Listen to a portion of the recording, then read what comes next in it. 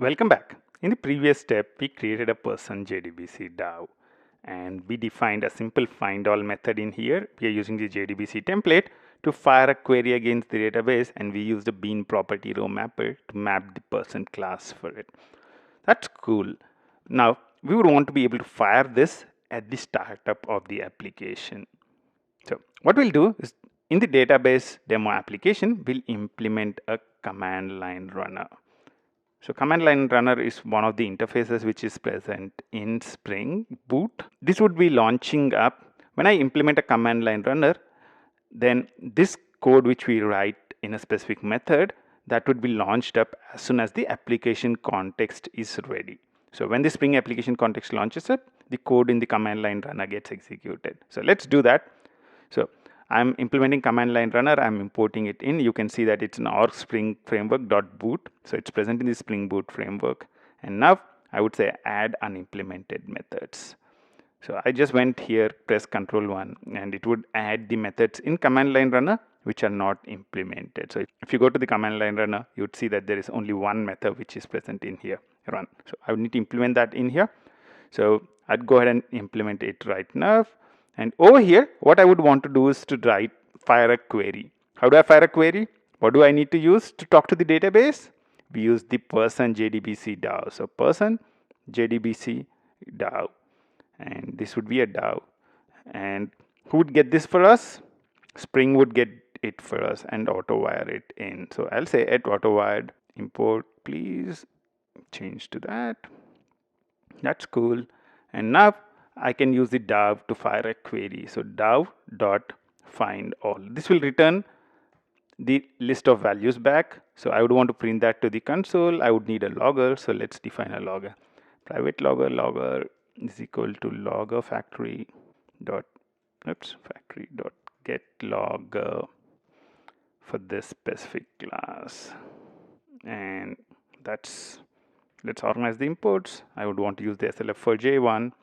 And now I can say logger.info. I'll log this at info level. And I would say all users. And I would want to print the value in here of the DAO.findAll. What does the logger do? It takes this value and replaces the first occurrence of this variable template. So let's format the code a little bit. Stop and start the application. Let's see what would happen. I would expect an exception to be thrown. Why is it so? Let's find out. Okay, there is an exception that is being thrown, and if you look at it, it says no such method exception, and it says person.init empty. So actually, whenever I'm using a bean row mapper, so what we are using in the JDBC is a bean property row mapper.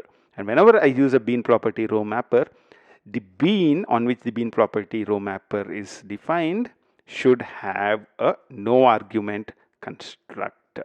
So I need to create a simple no argument constructor. One of the things is this is the default one which is provided by Java. So if this constructor was not there, this is provided by default. So I don't need to provide this at all. But since we provided this constructor, Java would no longer provide the default no argument constructor. So I need to provide that right now. So I'm just initializing a default no argument constructor and restart the application again. Actually, start the application because last time the start failed. Let's see what would happen now. The application started up, and when I look at whatever is printed, it says all users, and it's printing the person hash code stuff. So there are 3 persons printed, but it's printing the hash codes of it. How can I avoid that? I'd want to see the real values of person. I hate the hash code stuff. How do I do that? All that I need to do is generate the toString. So again, right click source, generate toString, and I would want to include all the fields. That's fine. Go ahead and do that, please. So this would generate a person, but each person I would want to actually print it in a new line. So I'll say /n. This would make sure that the details are printed on a new line and it's easily more visible in the log. Now let's stop and restart the application. Okay, this is the reason I had a /n, because I don't need to scroll anymore. So all the new persons are printed on new line. So you can see all the details that are populated for the person. You can see that the data is retrieved from the database. I'm able to see the data which is present in here.